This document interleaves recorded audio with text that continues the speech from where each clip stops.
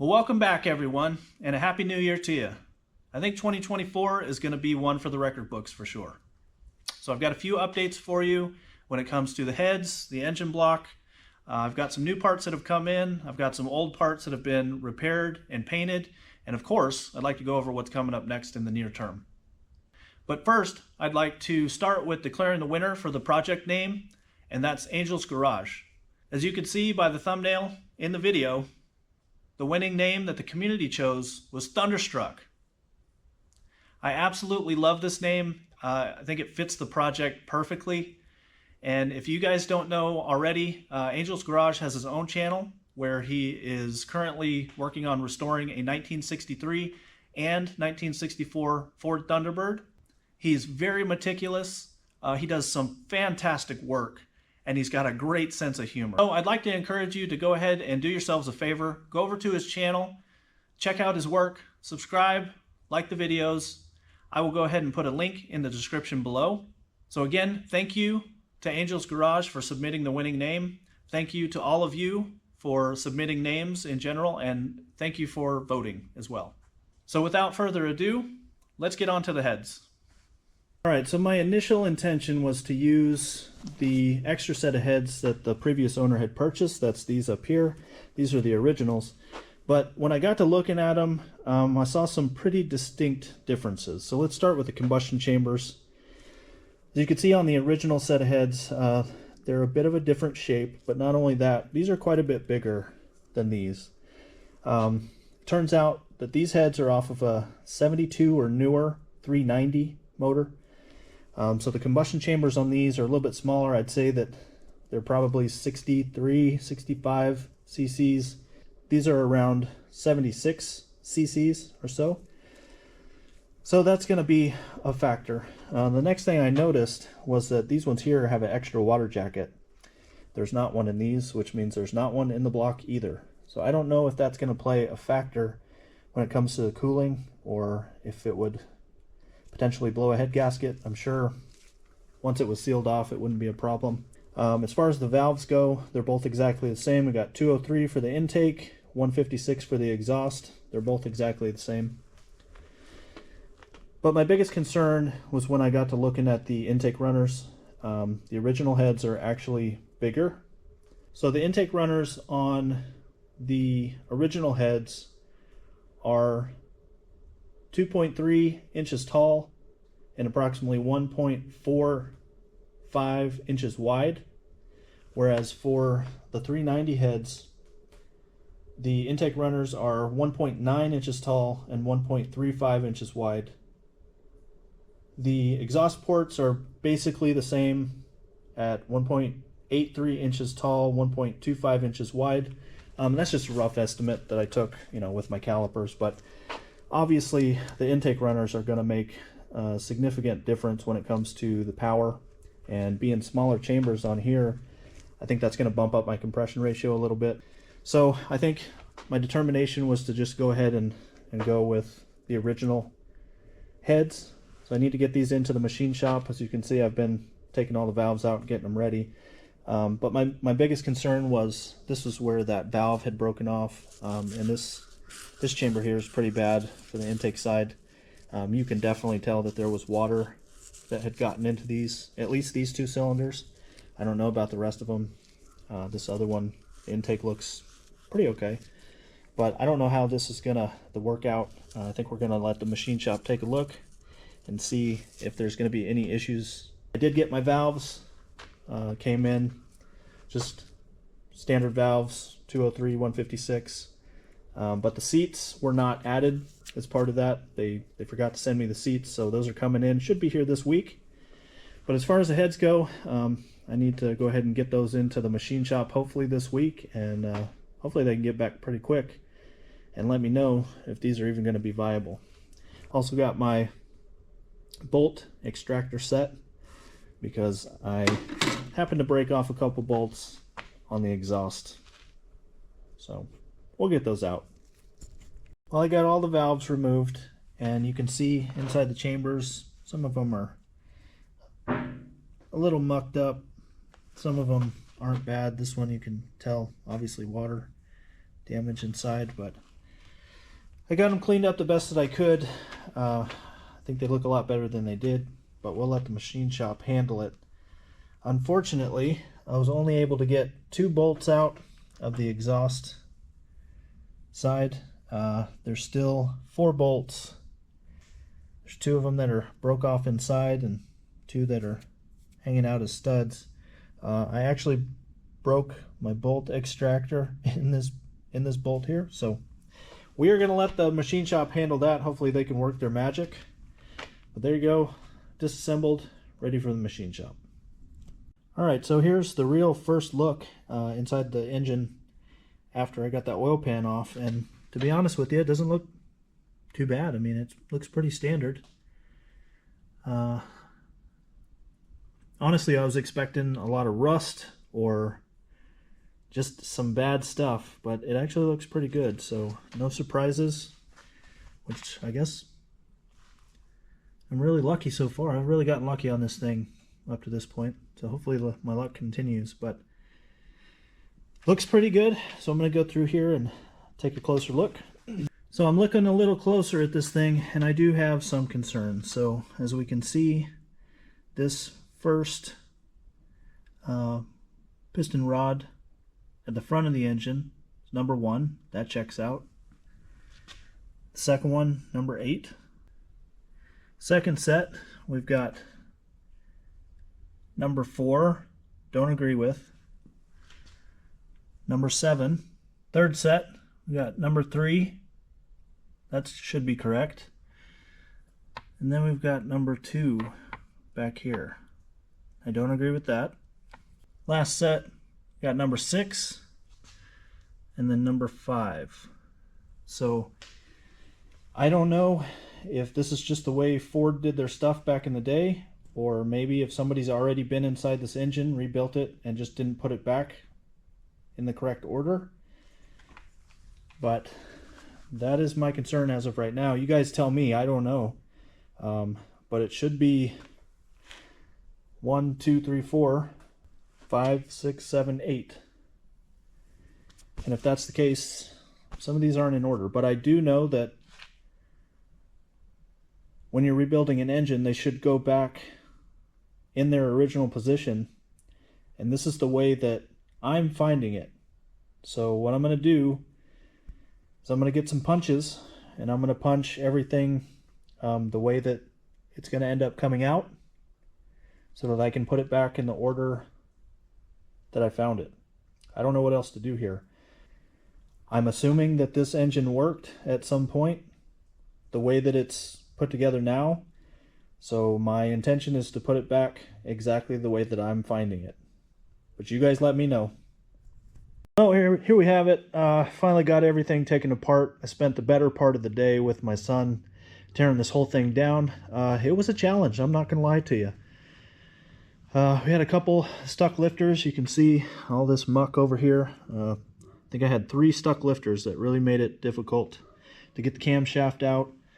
Had a couple of problems with the main caps, but they eventually came out. But yeah, everything's out, everything's done. So I'm going to go ahead and get this cleaned up before I take it over to the machine shop. But hopefully sometime this month I can get it over there and have them work their magic. I learned quite a bit about this thing today. This is, in fact, a 352. However, if I take my trusty calipers here and we take a look at the bore, you can see here that we're about 35 thousandths over.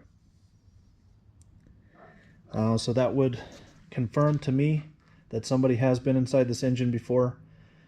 But everything looks pretty good for the most part. The cylinders look like they're in pretty good shape. The pistons looked immaculate. The rods looked really good. Even the bearings looked pretty good.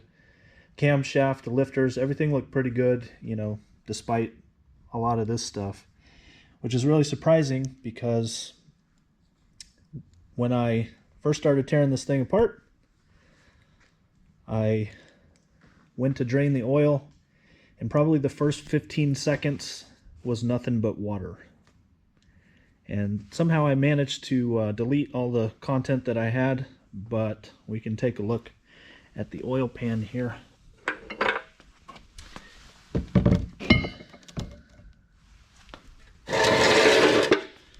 You can see just how gunked up all this is. There was plenty of water in this thing, which made me pretty nervous, but I think I got away lucky again somehow. Hopefully we can keep this lucky streak going. So anyway, seems to be board 30 over. I don't know what that makes this technically, something like a 360, but you guys tell me, you'll know better than I will. But that's what it seems like to me. I believe the standard bore for a 352 is 4 inches exactly. And if we're 30 thousandths over, it's going to make this a little bit bigger. So you guys tell me. Well, as you can see, this is where I'm at right now. I got a lot of new parts in, got a lot of old parts repaired, sandblasted and painted. Got the leaf springs, they came in this past week. Got a gasket set for the engine. I was able to find some motor mounts. Those were pretty tough to find. Everywhere that I looked, they were out of stock. I got some U-joints. Got my valves down here. Then I got a lot of the other components that came off the motor, sandblasted, painted. Everything's looking pretty good. The license plate cover. You got this license plate. This is the 1976 bicentennial license plate. Just went ahead and painted it white. Originally they're white with red lettering, so I plan on doing that. I just need to get some red paint, but I think that's going to look really sharp when I get it done. The air cleaner, the water pump, pulley, fan adapter, breather. Got the intake manifold painted, sandblasted and painted. That came out really, really good. The expansion tank looks great. Obviously the valve covers. Got the transmission dust cover. Then I got the brackets and the U-bolts for the leaf springs themselves. So everything's looking really good. As you can see here, I got that crack in the exhaust manifold fixed. That was a pretty tough weld right there, but it came out pretty good. I got it dressed up about as good as I could. It's not perfect, but it did come out a lot better than I expected. It was really tough to weld, so I'll get these sandblasted and painted. I ended up breaking a bolt off in this flange here, but that should be no problem. That should come right out. Hopefully I don't break another extractor inside there. But here you have it. This is pretty much everything that I've got done so far over the holidays. Still have a lot to do. Have to address that drive shaft, get it cleaned up and painted. Shouldn't be a problem. I've got a lot of things just kind of laying around. You know, water pump, that's froze up. Mechanical fuel pump, that's probably no good anymore. Oil adapter, all the pulleys and the harmonic balancer and the brackets and everything just kind of laying around. Gonna need a new camshaft for sure. It looks pretty good, but I don't want to reuse it. We'll just use a brand new one. Gonna have to do something about this oil pan. I know they're fairly cheap, but I just want to go ahead and reuse this one. Don't see why I can't do that. Gonna need a timing chain as well as the gears. But as you can see, I still got a long way to go. So the next step is to go ahead and get this engine as well as the heads into the shop. Let them do their work. Take a look at it. Let me know what needs to be done. I'd like to go ahead and reuse as much of the original components as possible. I'm thinking with the way the cylinders look, as well as the pistons and the rods, everything really looks good. So I'm thinking that we can get away with just a simple hone. You know, some new rings around the pistons, but we'll see what the machine shop has to say about it. The crank actually looks really good. All the bearings looked really good all the way around, so we might get lucky when it comes to all that. We'll just see what they have to say. You can still see that I have the rear end over here. Haven't gotten to that yet, but I need to get that cleaned up, get the brakes addressed. A lot of you guys were telling me that I needed to get a pressure washer and go ahead and take the opportunity while I have it disassembled now and pressure wash the underside of this thing, and that's exactly what I did. I took your guys' advice, so I appreciate that. I went ahead and secured a pressure washer. Obviously, without wheels on this thing, I can't just roll it outside and pressure wash it outside, so it's going to have to sit right where it's at. So I'm going to have to tape everything off and pray for a warm day, because it's like 27 degrees outside right now, and I really don't want to get wet. Really don't want to have to deal with a pressure washer, but we'll see what happens with the weather here soon. But I would like to take the opportunity to do that. So while I have all this stuff in the machine shop, that's really going to free me up to start getting into the body of this thing. Still need to get the windows out, all the trim, the chrome, the badges, everything off of this. Still need to address the drums on the front of this thing. Gonna have to jump into the engine compartment, really tear into this, get it disassembled, taken apart. Still need to get into the trunk and take out that blower box, whatever that is. We may just get rid of that completely. I'm not really sure why it's there, but you know, we'll look at it.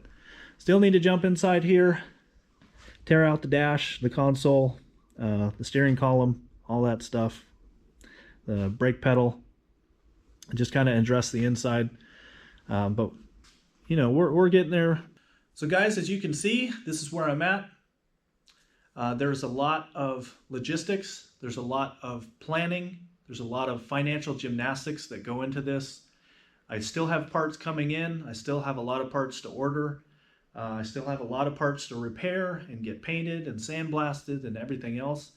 It's really just a lot of baby steps at this point. So the next step is to go ahead and get this engine and the heads and the transmission into the shop, have them take a look at it, make sure that everything's viable for the build. We can kind of go from there depending on their recommendation. But I think with a full head of steam and all the motivation that I have, we're really going to be able to make some significant progress in the months to come. So I think we're going to leave it here. I just want to say thank you again for all of your support, all the comments and everything. Keep it coming. I really appreciate it. Again, do yourselves a favor. Go check out Angell's Garage. The link will be in the description. He really does some fantastic work, and I think you'll really enjoy it. So thank you again. Please subscribe, like the video, and we'll definitely see you in the next one.